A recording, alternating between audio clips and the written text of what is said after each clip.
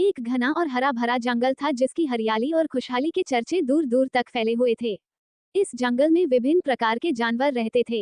इन जानवरों में से 4 विशेष दोस्त थे: बंटी खरगोश, चिंकी, कछुआ, छोटू हाथी और रिया चिड़िया।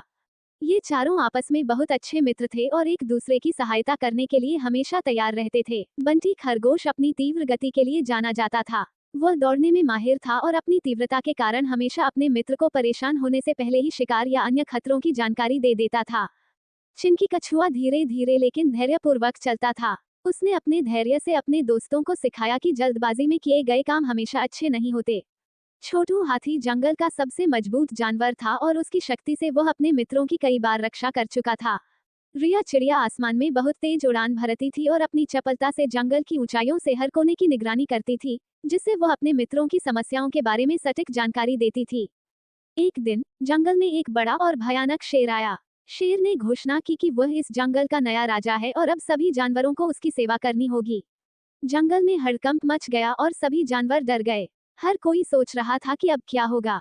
इस संकट के समय में बंटी, चिंकी, छोटू और रिया ने मिलकर एक योजना बनाई।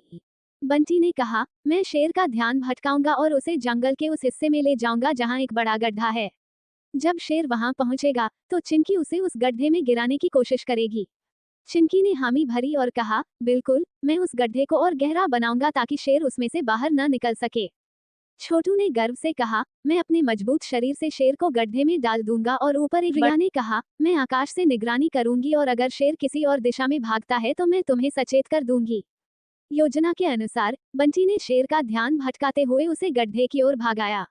शेर तेजी से उसके पीछे दौड़ा और सोचने लगा कि इस छोटे से खरगोश को पकड़ना कितना आसान है। लेकिन बंटी बहुत ही चालाक था और उसने शेर को गड्ढे के पास लाकर तेजी से लपक कर एक तरफ हो गया। जैसे ही शेर उस गड्ढे के पास पहुंचा, छोटू ने पहले से खोदकर तैयार किए हुए गड्ढे को ढक दिया और शेर उसमें गिर गया। शेर ने खुद को गहरे गड्ढे में पाया और बाहर निकलने का कोई रास्ता नहीं मिल पाया।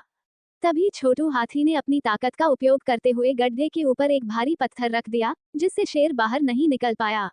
रिया चिड़िया ने अपनी तरफ से आकाश में उड़ान भरी और पूरे जंगल में घोषणा की कि शेर अब। सभी जानवरों ने राहत की सांस ली और बंटी, चिंकी, छोटू और रिया के साहस और बुद्धिमानी की प्रशंसा की। इन 4 दोस्तों ने दिखा दिया कि सच्ची दोस्ती और समझ से किसी भी कठिनाई को पार किया जा सकता है। इस घटना के बाद जंगल के सभी जानवर और भी अच्छे दोस्त बन गए और एक दूसरे की मदद करने का संकल्प लिया।